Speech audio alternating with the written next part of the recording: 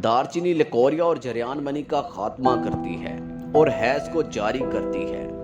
दालचीनी बतौर मंजन इस्तेमाल करें, दांत मजबूत होते हैं। रोगन दालचीनी की मालिश से नफ्स मजबूत और सख्त होता है।